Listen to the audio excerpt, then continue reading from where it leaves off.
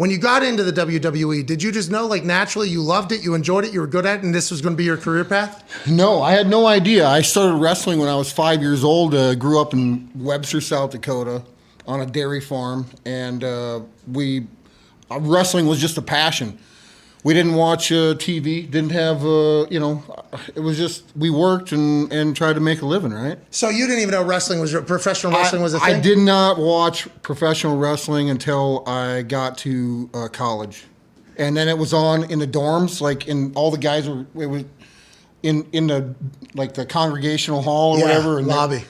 Monday Night Raw was on, and there was the Monday Night Raw and Monday Night Nitro and all that was going on. That's a great era. Yeah. And I was like, I'd watch it for a little bit, and then, and then I got recruited to the University of Minnesota and was there wrestling. And then next thing I know, I'm getting phone calls from the WWE, and it's like, well, that might be kind of cool. Well, yeah, I'd say. And by the way, the WWE heard about this. So let me get this straight. This guy's a college wrestler.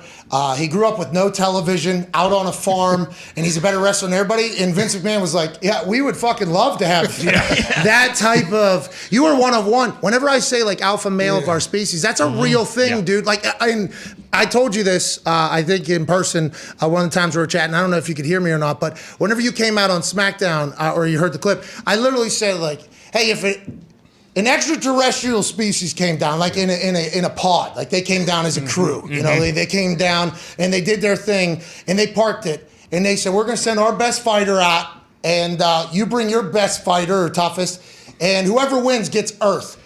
Every fucker on Earth would say, all right, send Brock Lesnar. Von Lesnar. That's literally who it is. That's there's a lot of bad men out there too. I've been in the UFC and I'm a humble person, Donald, this guy's a freak too. Where you guys just spent time talking about him, Aaron Donald. Yeah. That guy's a freak. I mean, there's 1%ers of 1%ers, and I'll humbly say I'm. But I appreciate that. I've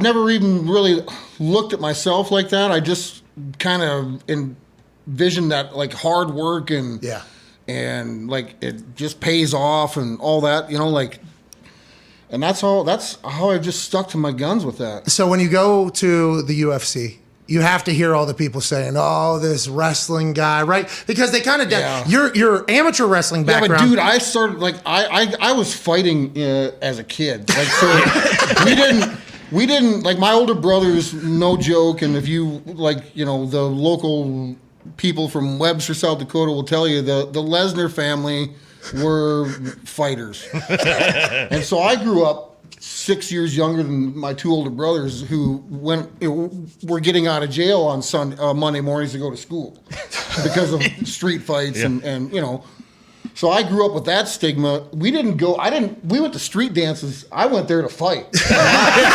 Like that's what we did. That's what I did anyway. And then it was girls after that. Maybe I'll have a couple drinks. Yeah. But those are different orders for me. Yeah, it was different orders for me. I was going to fight and then, Yeah, do your thing. Yeah, other people are doing much differently and hoping not to fight. That was kind of your thing all along. And then my mom said, you know what, like you should go, you got to make some money with this stuff if you're going to, because it just it put my mom and dad through hell. Yeah, I could imagine. We were fighting all the time. My brothers would fight. It was just World War III in our house. I fought my older brothers, put them through the kitchen tables when I finally grew up and then, had enough of their shit. Like, What year? How old were you? I'm probably 18. Oh, when it all happened. Yeah, I put my brother through the china cabinet and then my mom and dad just probably cracked a beer like, this needed to happen.